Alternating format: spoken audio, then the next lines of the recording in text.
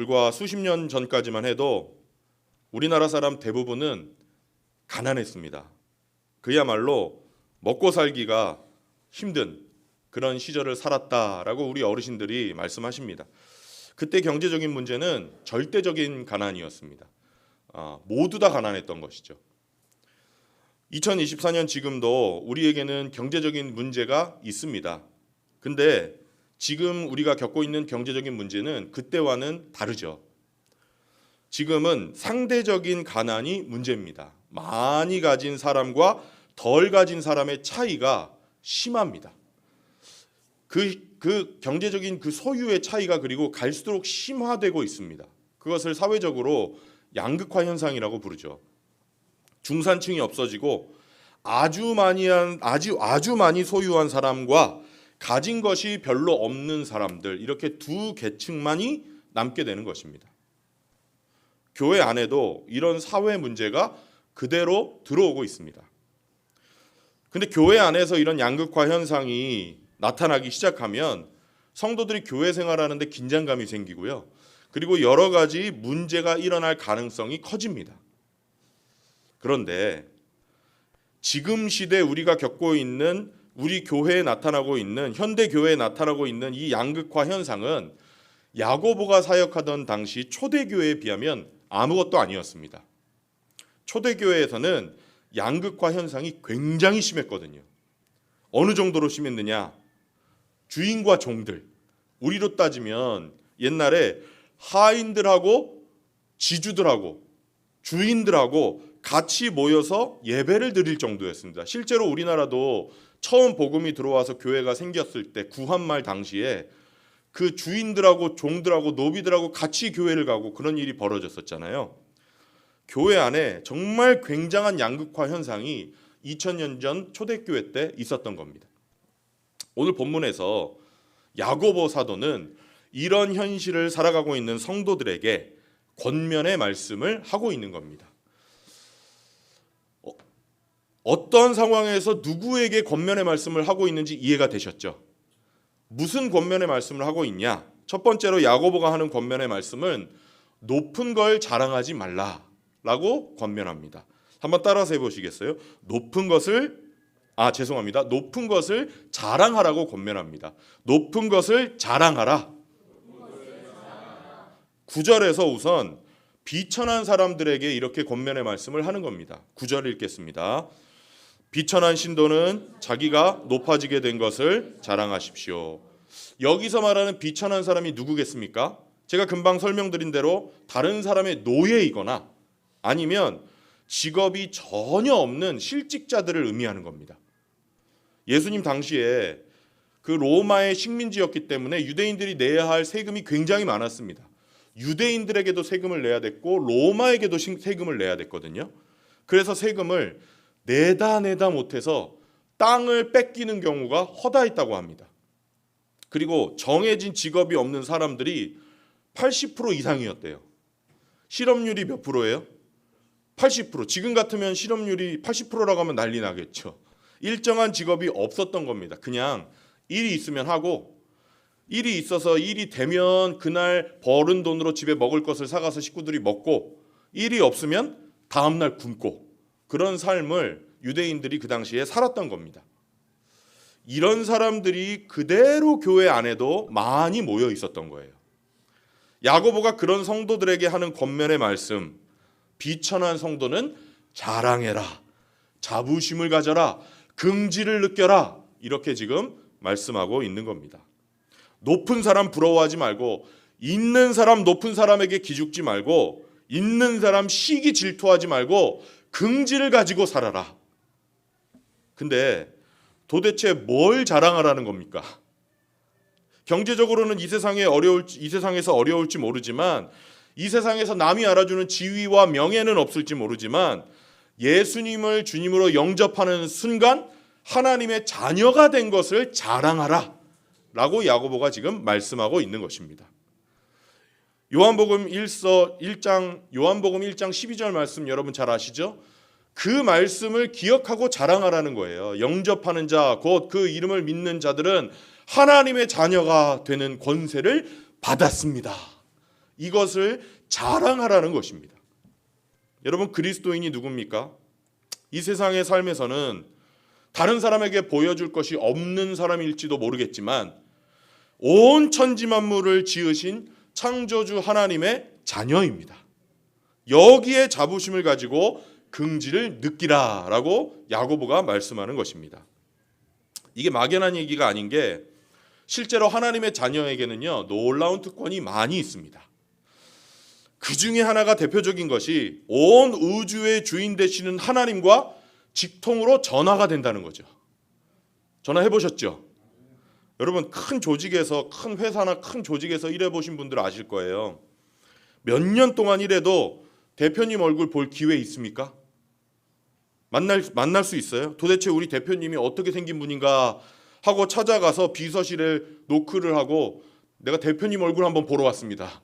10년을 일했는데 한 번도 직접 만나본 적이 없어요. 그럼 비서가 만나게 해줍니까?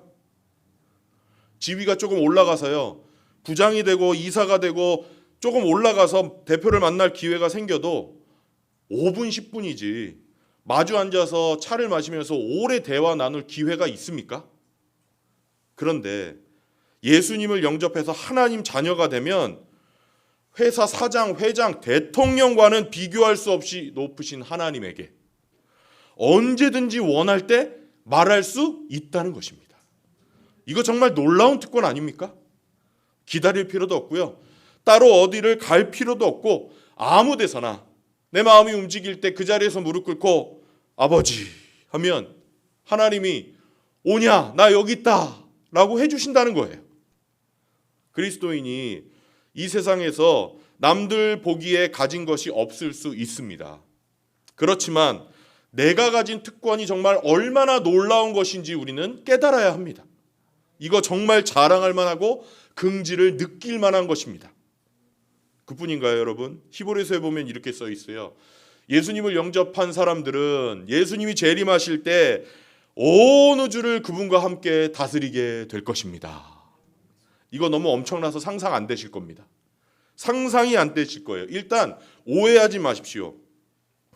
다스리는 것은 지배하는 것과 다른 겁니다, 여러분.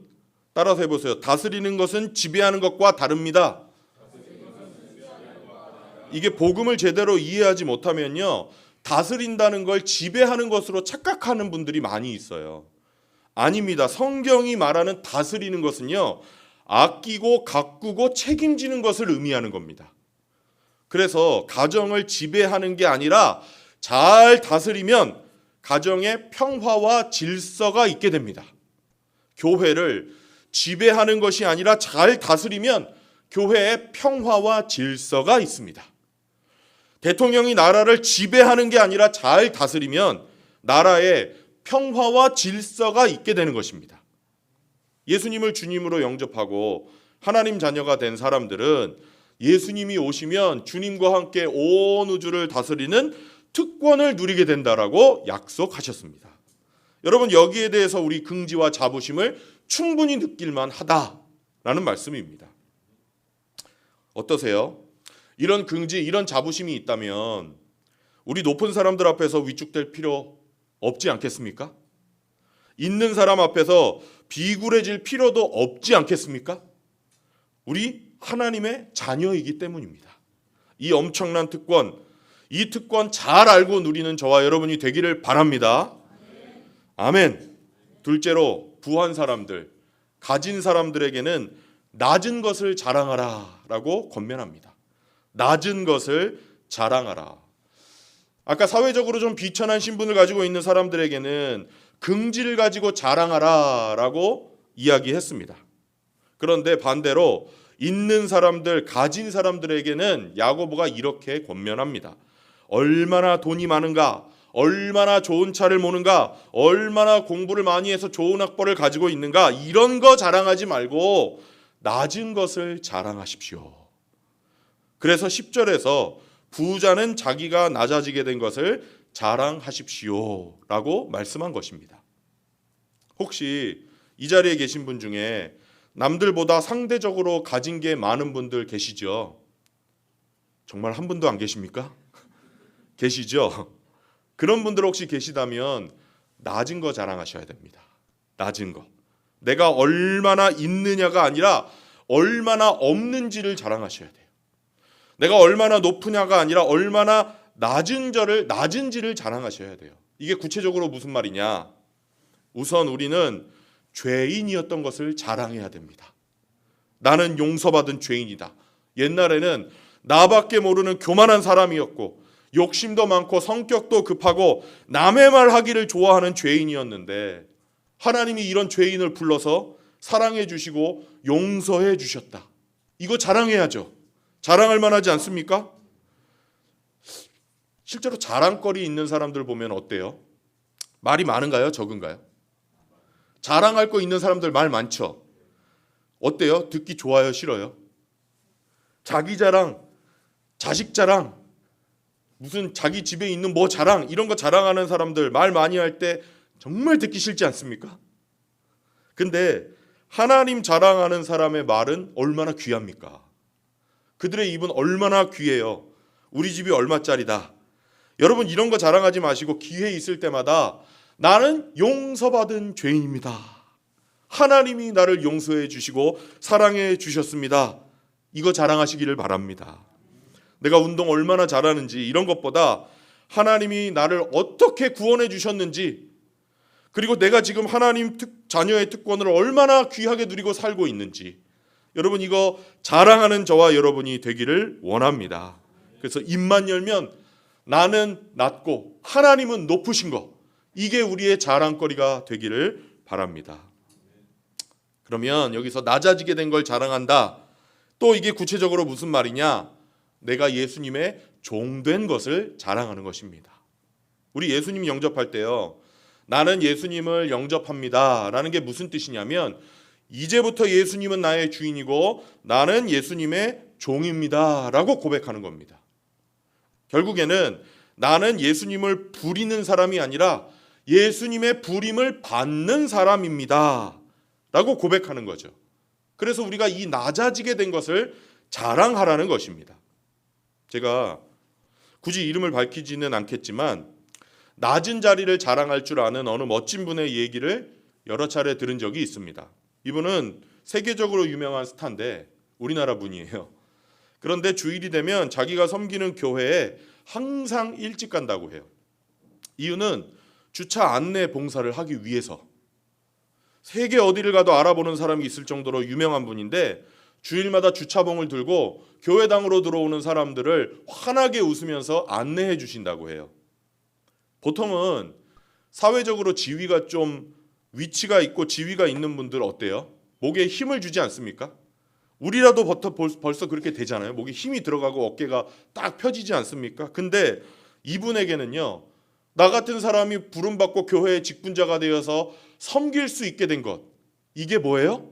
자랑거리가, 그분의 자랑거리가 되는 것이죠. 여러분, 우리 항상 낮은 거 자랑하는 창대교회가 되기를 원합니다. 내 밑에 일하는 사람이 얼마나 많은지, 직원이 100명이에요. 이런 거 자랑하지 마시고 내가 섬겨야 할 사람이 얼마나 많은지 그거 자랑하는 우리가 되었으면 해요. 특히 우리가 교회에서 맡은 직분과 직책, 이거 정말 귀한 겁니다. 여러분 미국 대통령이었던 지미 카터 아시죠? 그분이 대통령이었지만 항상 입을 열어서 자랑하는 게 뭐였습니까? 나는 주일학교 교사입니다. 이거 자랑했잖아요. 그래서 선거 유세하는 그 바쁜 와중에도 아무리 유세가 바빠도 주일이 되면 자기가 섬기는 교회 가서 자기가 가르치는 학생들을 가르치는, 성경을 가르치고 다시 유세하는 현장으로 돌아갔다는 유명한 이야기 있지 않습니까? 주님의 종된 거, 이거 자랑하는 저와 여러분 되기를 원합니다. 그런 면에서 우리가 가지고 있는 큰 오해가 있죠. 교회에서는 누가 제일 높아요? 이게 오해라는 거죠. 그러면 얼마나 좋겠어요, 제가 높으면. 교회 목사가 높고 그 다음이 장로 권사고 그 다음이 집사고 뭐 이런 식으로 생각하는 거잖아요, 우리가. 이거 아니라는 겁니다. 이거 오해예요. 성경에 따르면, 아니 딱 봐도 제가 안 높아 보이잖아요. 성경에 따르면요, 중직을 맡을수록, 교회에서 중직을 맡을수록 상전이 많아지는 거라고 했습니다. 상전이 뭐예요? 내가 섬겨야 할 사람들이 많아지는 거예요. 교회는 상전이 많아지는 사람들이 누구냐? 중직자들이에요. 이게 성경이 말하는 교회의 지도자 상입니다. 다 직분 받으시길 바랍니다. 아멘 소리가 힘이 쫙 빠지셨네. 그렇다면요, 우리 상전 많은 거, 내가 낮은 거, 이거 자랑할 만한 거 아닙니까? 자랑할 만하지 않아요? 우리 교회는 이거 지금도 잘 되고 있지만 앞으로는 저는 더 잘 될 거라고 확신합니다. 왜 그러냐면 제가 주중에 이렇게 교회에 있다가 마음이 뭉클해질 때가 있어요. 남들 보이지 않는 곳에서 몰래 섬겨놓은 분들의 손길을 제가 발견할 때가 있어요. 작은 거, 컵받침 하나 해놓는 거, 무슨 비누 하나 몰래 사다가 채워놓는 거, 이런 거 몰래 사다 놓은. 어떤 분들은 교회를 오래 다니고 예수님을 오래 믿어도 남들 볼 때만 일하는 척하는 분들이 있는데, 남들 안 보는 자리에서 몰래 섬기는, 그렇게 거꾸로 성경대로 살아보려는 분들이 있어요. 그런 분들의 손길을 볼 때 제가 마음이 뭉클해지고 눈물이 나고 기도가 나와요. 주님, 이분의 손길에 복을 주십시오. 이렇게 기도가 나와요. 여러분, 우리 주님 오실 때까지 우리 낮아진 거 자랑합시다. 남이 안 하는 거 내가 찾아서 하는 거, 이거 우리 자랑스럽게 긍지를 가집시다. 남이 보면 욕하는 거, 우리 이거 찾아서 한번 사랑해보는 저와 여러분 되기를 원합니다. 정리하자면 예수 믿는 성도라면 자부심이 있어야 된다는 거예요. 없는 사람은 없는 사람대로 자부심이 있어야 되고, 있는 사람은 있는 사람대로 자부심이 있어야 돼요. 없는 사람은 내가 이 세상의 기준으로 볼 때는 없지만 하나님이 볼 때는 얼마나 많은 것을 가진 사람인지를 알고 자랑스럽게 여겨야 하고, 가진 사람은 세상에서는 내가 많이 가진 것처럼 보이지만 하나님 앞에서는 얼마나 낮아진 사람인지를 기억하고 낮은 것을 자랑하고 긍지를 가져야 합니다. 그런 면에서 교회에서는 누가 얼마나 돈이 있냐 없냐, 이게 중요해지면 안 됩니다. 어느 학교를 나왔냐, 학벌이 뭐냐, 이런 얘기 없는 게 제일 좋습니다. 어떤 분들이 돈이 많고 공부를 많이 했다고 해서 특별 취급을 받아서도 안 됩니다. 그저 하나님이 나를 구원해 주셨다는 사실에 자부심을 느끼고, 그리고 언젠가는 주님과 함께 온 우주를 다스리게 될 거라는 사실을 기뻐하면서 소망으로 자부심을 가지고 살아가는 저와 여러분이 되기를 원합니다. 셋째로, 그리스도인이 이렇게 자랑해야 되는 이유가 있어요. 자랑해야 되는 이유. 일단 야고보가 왜 재물과 부를 소유한 것을 높게 여기지 말고 낮은 것을 자랑하라고 했느냐? 여러분 따라서 해보세요. 이런 것들은 잠시 있다가 없어집니다. 맞습니다. 부는 잠시 있다가 없어지는 것이기 때문입니다. 우리 뭔가 자랑하려면 내가 항상 가지고 있는 것 자랑해야 되지 않겠습니까? 맞습니까? 잠시 빌려 쓰고 있는 거, 금방 주인에게 돌려줄 거, 이거 자랑하는 사람은 미련한 사람이거나 사기치는 사람일 가능성이 높죠. 자기 거인 척. 안 그렇습니까? 예를 들어서 저는 지금 현재 20년 된 경차를 타고 있습니다. 20년 된 경차를 타고 있어요. 그런데 손재영 집사님은 벤츠를 타고 다닙니다. 딱 한 번 웃으시잖아요. 진짜 벤츠가 없는데 벤츠라고 하니까 부인만 웃으시잖아요. 근데 집에 한 대만 있는 게 아니라 세 대가 있어요. 벤츠가. 제가 타고 다니는 이 경차가 고장났습니다. 그걸 알고 집사님이 저를 불쌍하게 여겨서 집에 있는 벤츠를 한 대 빌려줬습니다. 고칠 때까지 타라고. 그러면 제가 그걸 며칠 몰고 다니면서 사람들에게 자랑합니까? 최영범 집사님 붙잡고 최원영 전이 붙잡고 봤어 벤츠 봤어요? 끝내줘요. 자랑합니까? 남의 차 빌려 타면서 자랑할 게 있습니까? 마찬가지로 이 세상의 재물과 명예와 학벌 자랑하는 거, 이거 정말 어리석고 우스운 일이죠. 그래서 야고보가 10절 11절에서 이렇게 말씀하는 거예요. 읽겠습니다. 부자는 자기가 낮아지게 된 것을 자랑하십시오. 부자는 해가 떠서 풀은 마르고 꽃은 떨어져서 그 아름다운 모습은 사라집니다. 이와 같이 부자도 골망하는 시들어 버립니다. 아멘. 이 야고보가 그 풀, 꽃 이 이야기를 한 건요. 그 당시 팔레스타인 3, 4월에 부는 열풍에 대해서 이야기한 거거든요. 3월, 4월이 되면 거기 야생화가 굉장히 예쁘게 펴요. 그런데 하루아침에 그게 없어지는데 언제 없어지느냐? 갑자기 열풍이 불어닥치기 시작하는 계절이 있습니다. 그때 광야에 있는 모래를 품고 열풍이 불기 시작하는데 실제로 하루 만에 꽃이 다 시들어 버린다고 합니다. 지금 야고보가 그 이야기를 하는 거예요. 우리가 가지고 있는 부와 명예 이런 것들이 굉장히 화려하고 아름다운 것 같지만 하루아침에 열풍에 말라버리는 꽃처럼 아무것도 아니라는 이야기를 하고 있는 겁니다. 이런 거 자랑하는 거 제가 남의 벤츠 빌려 타고 다니면서 자랑하는 것처럼 촌스럽고 미련한 짓이라는 것입니다. 그리스도인은요 영원히 남는 것을 자랑해야 됩니다. 영원히 남는 거 그게 뭐냐? 12절에 있죠. 12절 읽습니다. 시험을 견디어내는 사람은 복이 있습니다. 그 사람은 그의 참됨이 입증되어서 생명의 면류관을 받을 것이기 때문입니다. 그것은 하나님을 사랑하는 사람들에게 아멘. 영원히 남는 것 무엇입니까? 바로 생명의 면류관입니다. 면류관이라는 게 뭐죠? 여러분 월궤관은 아시죠? 월궤관. 옛날에 운동 시합을 해서 우승한 사람들에게 씌워주던 것. 고대 올림픽이 있었잖아요. 그때도 권투와 레슬링과 마라톤이 있었거든요. 그리고 그 우승한 사람들에게 월계관을 씌워줬습니다. 그러면 지금으로 따지면 뭘까요? 뭐예요? 금메달입니다. 그래서 이거는 생명의 금메달로 이해하시면 훨씬 이해하기가 쉬우실 거예요. 그 당시에는 월계관이었지만 금메달. 그런데 월계관은 식물로 만들었기 때문에 시간이 지나면 썩지 않습니까? 그랬기 때문에 썩지 않는 것을 말한 거예요. 썩지 않는 영광의 상징, 생명의 면류관. 여러분 예수 믿는 사람이 뭘 자랑해야 되느냐? 따라서 해보십시오. 생명의 금메달. 이거 자랑하는 거예요. 자랑하라는 거예요. 왜 그러느냐? 생명의 금메달은 썩지 않고 영원히 계속 되는 것이기 때문입니다.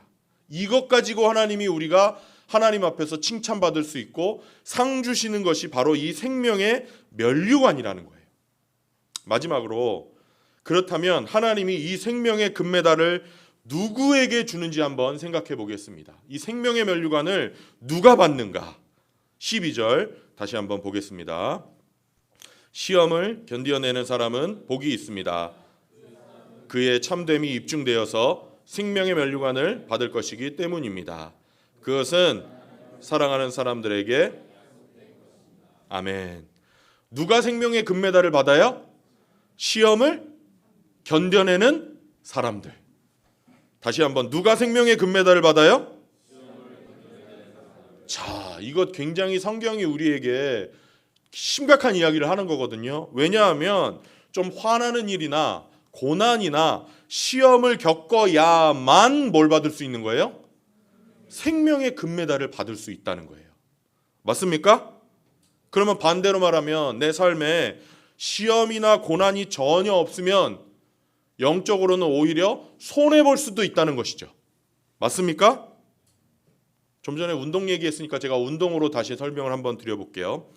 1000m 달리기 생각해 보세요. 올림픽에 1000m 달리기 종목이 있거든요. 1000m 달리기는 100m를 몇 번 뛰어야 돼요? 제가 어릴 때는 100m 뛰는 거 굉장히 잘 뛰었거든요. 제가 100m를 12초에 뛰었어요. 믿어지지 않으시죠? 그 몸으로 이런 생각이 드시죠? 제가 굉장히 잘 뛰었는데 지금은 100m 뛰는 것도 기적 같아요. 어릴 때는 그렇게 생각했어요. 어떻게 100m를 저렇게 헉헉대면서 못 뛸까? 지금 저보다 연세 많으신 분들은 더한 생각 저보다 하실 거예요 아마. 그죠? 100m는 무슨 100m야 이런 생각 하실 수도 있어요. 1000m는 100m를 100번 뛰어야 돼요. 보통 사람이 전속력으로 달리는 것과 같은 속도로 뜁니다. 운동선수들은. 몇 킬로예요 1000m면? 10km 아니에요? 10km 뛰는 거예요. 저 같은 사람은 뛰라고 해도 못 뛸 겁니다. 가까스로 뛴다고 해도 뛰고 나서 제가 뭐라고 할까요? 힘들다 정도일까요? 아, 죽다 살았다 이러지 않겠습니까? 근데 선수들은 본선 가서 뛰려고 예선을 뜁니다. 맞습니까? 예선에서 대충 뜁니까? 이악 물고 뜁니까? 이를 악물고 뛰어요. 가만히 생각해 보세요. 이상하지 않습니까? 힘든데 왜 그렇게 악착같이 뛰나요? 예선에서 그냥 조용히 쓱 탈락해버리면 고통이 끝나잖아요. 폐 안 아프잖아요. 근육통 없잖아요. 편하지 않습니까? 예선을 통과하면 뭘 해야 돼요? 본선을 또 뛰어야 되는데 악착같이 뛰는 거 이거 이상하지 않습니까? 왜 악착같이 뛰느냐? 남 한 번 뛸 때 두 번 뛰는 게 좋아서가 아니라 지금 말씀하신 대로 금메달 따기 위해서 뛰는 거죠. 메달 따기 위해서 뛰는 거 아닙니까? 시험 받을 때 우리 그 시험을 문제로만 생각하시면 안 돼요. 오히려 이렇게 생각해 보세요. 야고보서 말씀대로 하나님이 나에게 지금 금메달 딸 수 있는 기회를 주시는 거구나.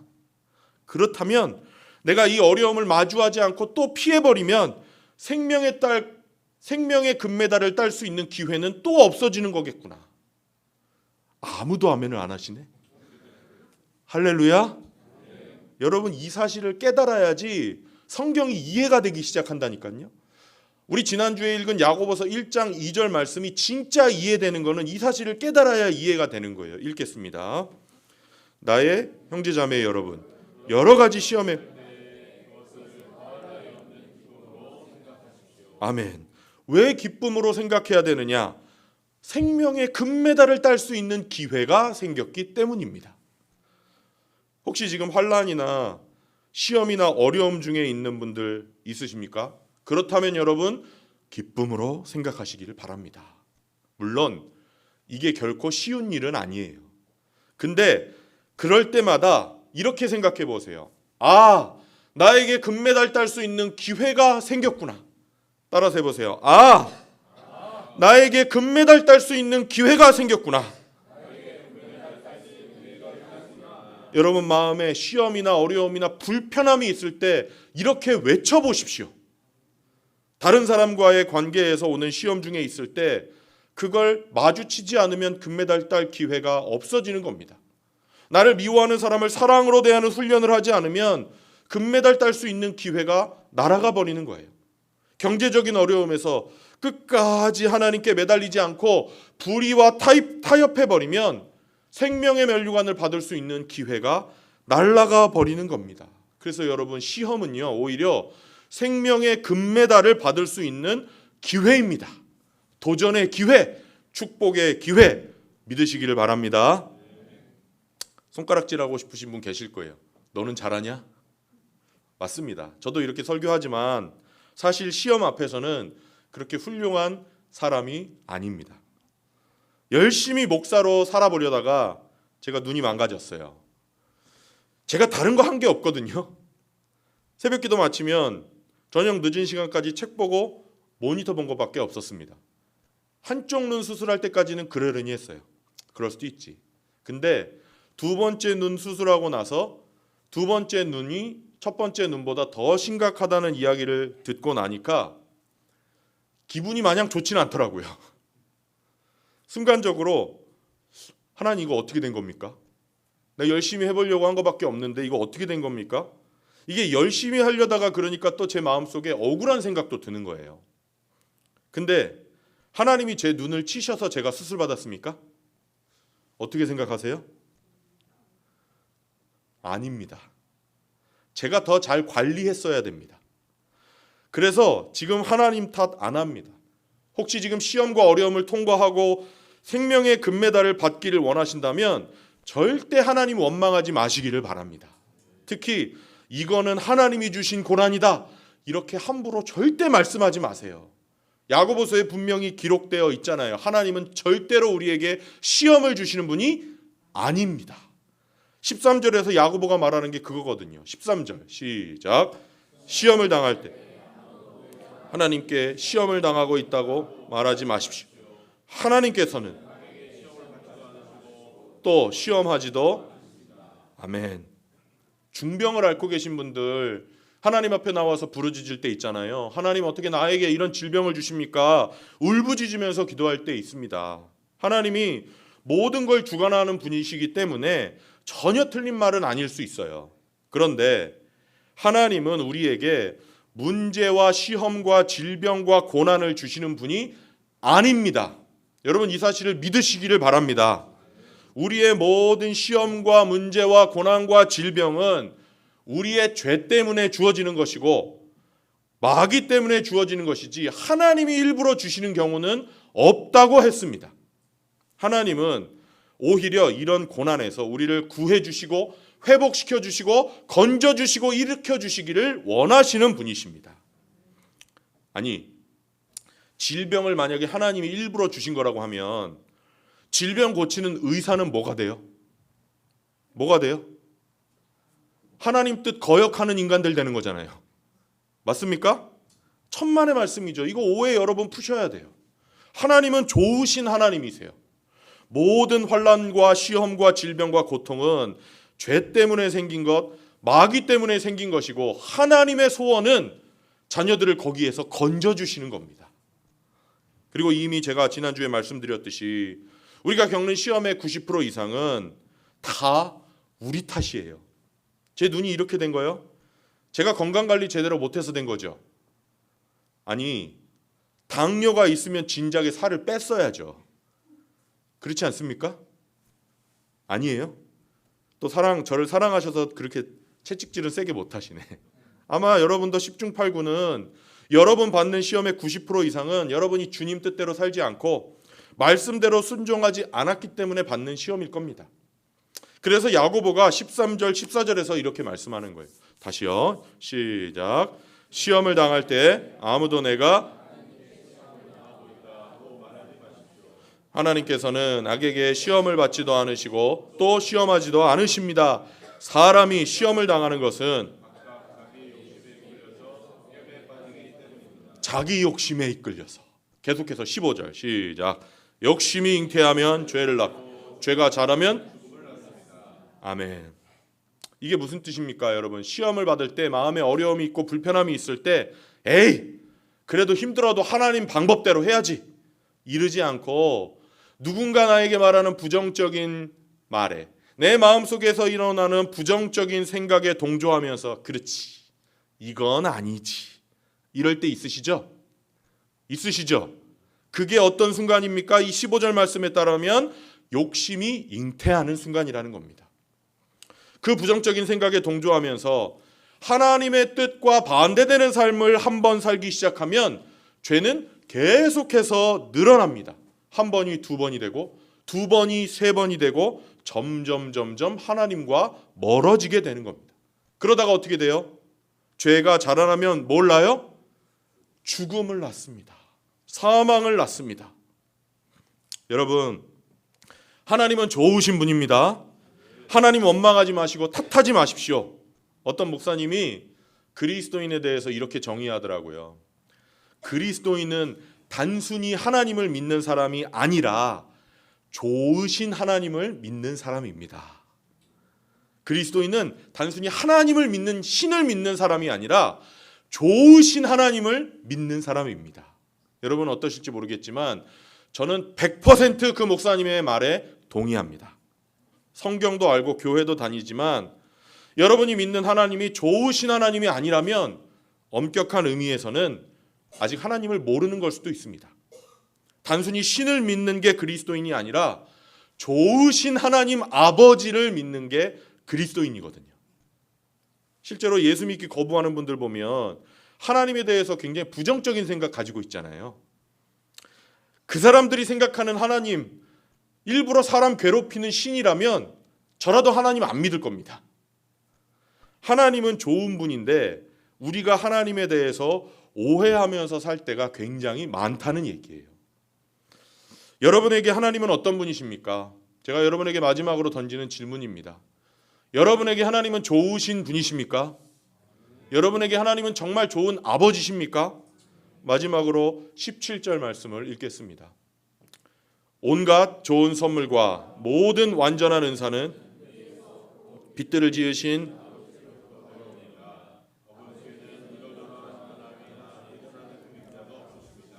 아멘. 하나님이 정말 좋은 분이라는 거예요. 여기서 이야기하는 회전하는 그림자가 뭐냐? 해시계 얘기하는 겁니다. 해시계를 딱 세워놓고 해가 움직이면은 그림자가 지어서 움직이잖아요. 그런데 하나님은 해가 고정되어서 시계가 움직이지 않는 것처럼 한결같이 좋은 분이라는 겁니다. 신앙생활 오래 해도 믿음이 잘 자라지 않는 분 계시죠? 하나님과 관계가 서먹서먹하신 분들 계실 겁니다.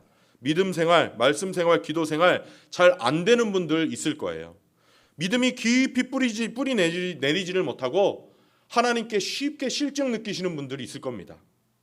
이런 분들 대부분은 하나님에 대해서 올바른 생각을 갖고 있지 못하기 때문일 가능성이 큽니다. 좋으신 하나님을 모르는 거예요. 그냥 이 세상의 다른 신들과 똑같은 신으로 생각하시는 겁니다. 어떤 분들에게는 하나님이 경찰관이죠. 고속도로에 몰래 숨어 있다가 제한속도 5km만 넘어도 사이렌 키면서 쫓아와가지고 딱지 끊는 경찰관 같은 하나님. 어떤 분들에게는 하나님이 완전주의자예요. 내가 아무리 애를 쓰고 애를 써도 마음에 들어하지 않으시는 분. 내가 하나님 앞에 아무리 애를 써도 나에게 모자라다고만 하시는 분. 어떤 분들에게는 하나님이 이빨 빠진 할아버지 할머니 같은 분이에요. 그래서 내가 이렇게 살아도 저렇게 살아도 구원의 확신만 있으면 좋다 좋다 하시는 분. 어떤 분에게는 인격적인 존재가 아니라 추상적인 존재입니다. 세상만 만들어 놓고 이 세상과는 멀리 떨어져서 존재하시는 분. 많은 분들에게 하나님 아버지는 자기가 어렸을 때 경험한 육신의 아버지와 같은 분으로 생각합니다. 변덕 많은 자기 아버지. 하나님도 변덕이 많으시겠지. 성질 급한 아버지 밑에서 고생하셨던 분은 하나님도 성질 급할 거라고 생각을 하세요. 이렇게 갖가지 이유로 하나님이 좋은 분이라는 것을 모르는 거예요. 그래서 하나님과의 사랑의 관계를 맺기가 어렵습니다. 아니, 신앙생활에서 제일 중요한 게 여러분 뭐라고 했죠? 생명의 삶 들으신 분은 아셔야 되는데 신앙생활에서 제일 중요한 것은, 이거 기억 못하시면 또 들으셔야 되는데 이번에, 신앙생활에서 제일 중요한 것은 관계예요. 관계. 그런데 하나님과의 좋은 관계가 맺어지지 않는데 어떻게 신앙생활이 제대로 될 수 있겠습니까? 우리 그래서 삶 공부합니다. 이런 잘못된 생각들을 고쳐가기 위해서. 이게 한 번에 바뀌는 게 아니거든요. 잘 고쳐지지가 않아요. 오해가 풀리지 않습니다. 말씀을 마칩니다. 여러분, 하나님이 좋으신 분이라는 게 무슨 뜻이냐? 저는 좋으신 하나님을 여러분에게 제 말로 이렇게 한번 표현해 보겠습니다.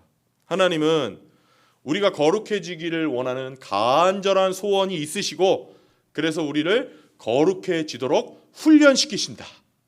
그러나 동시에 우리가 완전한 존재가 아니라는 것을 아시고 우리를 용납해 주시고 한없이 사랑해 주신다. 저는요, 제가 지금 표현한 이 좋으신 하나님이 저의 아버지라고 믿습니다. 여러분은 하나님에 대해서 어떤 생각을 가지고 계십니까? 여러분이 가지고 계신 생각과 상관없이 하나님은 믿고 의지하고 기댈 만한 좋으신 하나님이십니다. 그분에게 기대셔서 생명의 금메달을 기대하면서 시험을 잘 통과하시고 놀라운 은혜들을 많이 경험하면서 살아가시기를 주님의 이름으로 축원합니다. 우리 같이 기도하겠습니다.